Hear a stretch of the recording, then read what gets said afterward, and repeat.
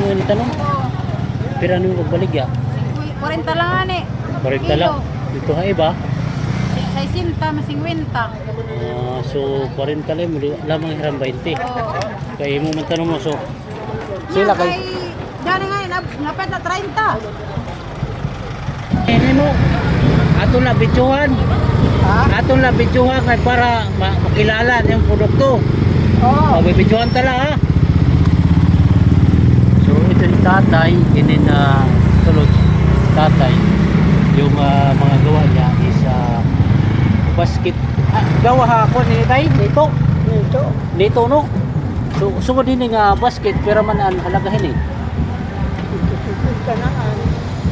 Dito si ngote ini 200. So guys yung price na nagkakalagang 200 itong basket na nito. Matibay kasi ito guys kasi nito gawa sa nito. So sariling gawa ni tatay. Pangalan mo tay?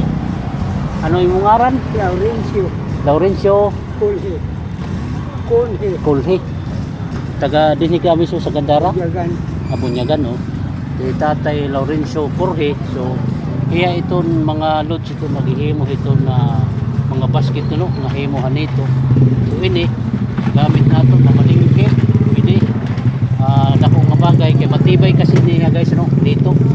Ade to pero tay 150 la may da nakitahin dito.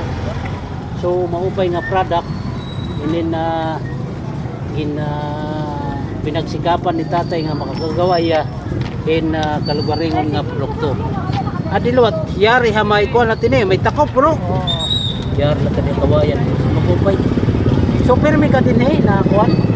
Permi ka din na titinda. Domingo. So ikaw na lang dito na nangunguhainin mga nito, mga produkto. Nahalin man gahapon. Nahalin gahapon. Oh. So pera ka nakatuig naghihimo hini nga nito nga basket. Asawa ka mo nay? Oh, pera nakatuig nay naghihimo itatay. Maiya na. Tulo na maiya na. Di la tulo ka tuig. Ibig sabihin na tikang pag-asawa niyo ni tatay bago na lang asawa. Pwede din nag-start kayo ni pag-imuhin kon. 80 na. Ha? 80. 80. Ani mo ida na 80 pero han nagtikang ka pag-imong basket. Kahit kanta. Kita 1990 pa to. 1990 po, maiyan ako talaga no. Oo. So ini pwede man nimo ini ikuanan iyo video mo sip yung Gandara. Pwede nimo ni aranan dito may DTI, mabulig ang DTI hae mo. Pag-promote ni. Ako nga nabulig ka kay mo pag-promote nimo basket.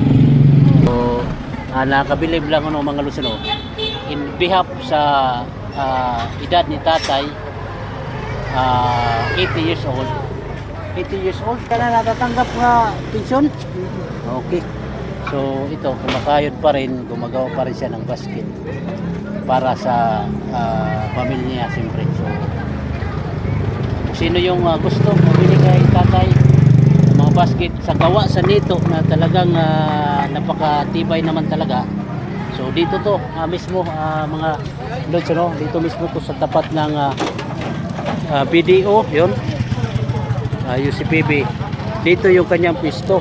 Ito, yung pisto. Malapit siya sa nagtitinda ng mga saging. Sige tayo, damo nga salamat sa panahon. So ito tira tatay. Titinda gapon ka mo din eh. Titinda gapon ka mo din eh. Iyon eh.